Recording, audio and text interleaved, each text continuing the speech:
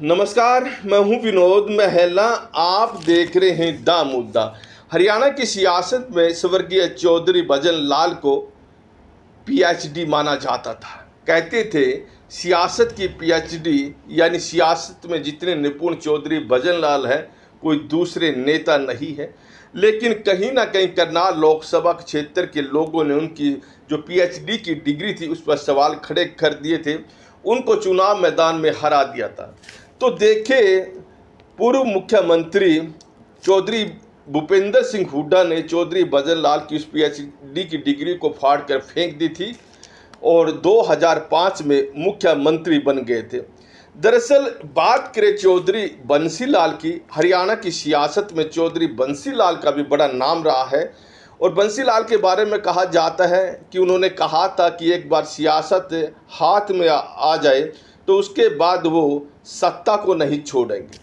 उन्होंने कहा था कि वो भिवानी के रहने वाले हैं, रेतीली ज़मीन पर बड़ा संघर्ष किया है और उस समय भिवानी में ऊँटों का बड़ा क्रेज हुआ करता था। और बचपन में चौधरी बंसी लाल ने भी ऊँटों की रखवाली की थी और कहते थे कि एक बार उनके हाथ में ऊँट की पूंछ आ गई, ऊँट कितनी ही दौड़ लगा ले लेकिन वो छोड़ते नहीं थे। खैर, चौधरी बंसी लाल ने हरियाणा की सियासत में खूब चलाई।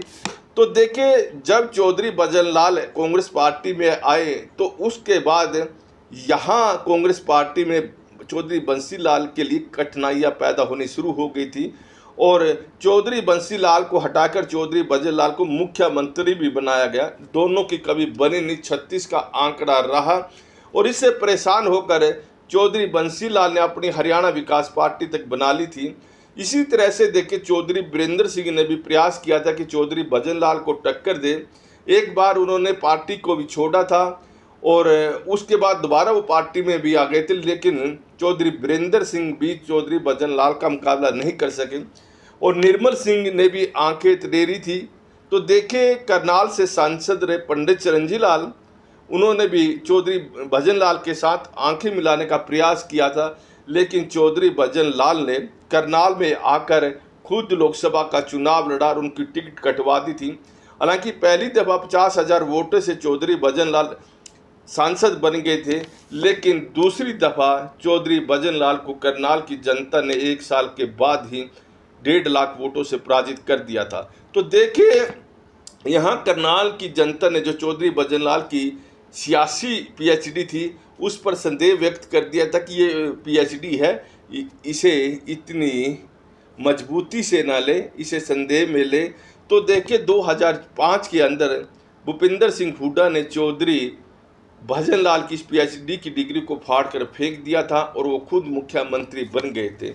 ऐसे में भूपेंद्र सिंह हुड्डा को चतुर खिलाड़ी माना गया और चौधरी भूपेंद्र सिंह हुड्डा ने दर्जन भर से ज़्यादा कांग्रेस के बड़े बड़े नेताओं को मजबूर कर दिया था कि वो कांग्रेस पार्टी छोड़े और उन्होंने छोड़ी भी है। आज किरण चौधरी और श्रुति चौधरी दोनों ही भूपेंद्र सिंह हुड्डा से पीड़ित होकर कांग्रेस छोड़ चुकी है, भारतीय जनता पार्टी में शामिल हो गई है। और बात पीएचडी की चल रही है। अगर माने चौधरी भजन लाल से भी ज़्यादा कसूती डिग्री जो सियासत की है वो मनोहर लाल के पास है और उन्होंने सिद्ध भी कर दिया है। मनोहर लाल 9.5 साल हरियाणा के मुख्यमंत्री रहे हैं। चाहे भारतीय जनता पार्टी के अंदर की बात हो, उन्होंने न केवल कैप्टन अभिमन्यु, रामविलास शर्मा, ओम प्रकाश धनखड़, अनिल विज जैसे बड़े बड़े नेताओं को ठिकाने लगा के रखा। पहले 5 साल बेशक ये मंत्री बन गए हो, लेकिन दूसरे टर्म में 2019 के विधानसभा चुनाव में तमाम नेता, अगर अनिल विज को छोटे तमाम नेता विधानसभा चुनाव भी हारे हैं। तो 2014 के कार्यकाल में जो तकलीफ़ें मनोहर लाल को आ रही थी, उन्होंने 2019 के विधानसभा चुनाव में उन तकलीफ़ों को दूर कर दिया था। तो यहाँ पर देखिए पिछले 9.5 साल से मनोहर लाल हरियाणा के अंदर चला रहे हैं। पार्टी हाईकमान के पास जाते हैं, वो जो चाहते हैं वही काम करवा के लाते हैं। जिनको चाहते हैं उनको राज्यसभा में भेजा, जिनको चाह वो प्रदेश अध्यक्ष रहे, जिनको ना चाहा तो उनको प्रदेश अध्यक्ष पद से भी हटाया है। तो देखिए आज की समय में चौधरी भजन लाल को जब बड़ा राजनीतिज्ञ माना जाता था, लेकिन आज के समय में मनोहर लाल से बड़ा सियासी खिलाड़ी कोई नहीं है।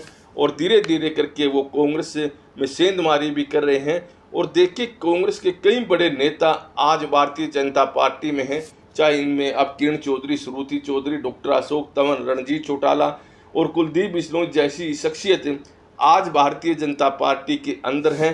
तो कहीं ना कहीं सेंधमारी करने में मनोहर लाल काफ़ी आगे निकले हुए हैं। हालांकि देखें तो पूर्व मुख्यमंत्री भूपेंद्र सिंह हुड्डा भी बहुत बड़े खिलाड़ी, बड़े चतुर खिलाड़ी हैं। और भूपेंद्र सिंह हुड्डा के बारे में एक बात कही जाती है कि भूपेंद्र सिंह हुड्डा मुख से कोई शब्द निकालते नहीं और वो दूसरे लोगों से जानकारी लेते रहते हैं और वो बातें बोलते नहीं हैं, अपने अंदर की बातें बाहर नहीं निकालते।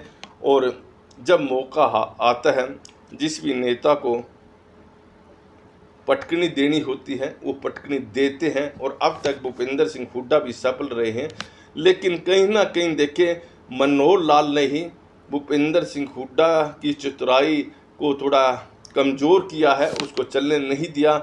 लेकिन कहीं ना कहीं देखें तो हरियाणा की सियासत में आज भी डंका मनोहर लाल का है, बेशक वो मुख्यमंत्री नहीं हो।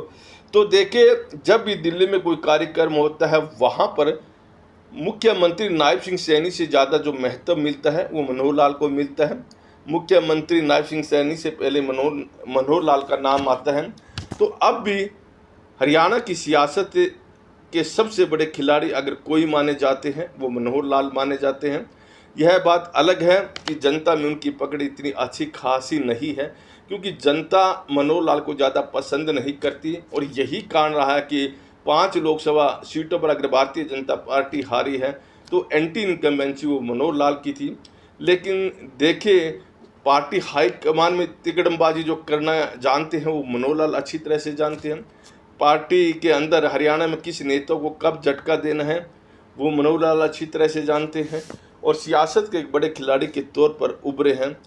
और निश्चित तौर पर देखें तो आगे भी मनोहर लाल कांग्रेस पार्टी या दूसरी पार्टी में सेंध लगा सकते हैं, जैसे किरण चौधरी और श्रुति चौधरी को पार्टी में शामिल करके उन्होंने लगाई है।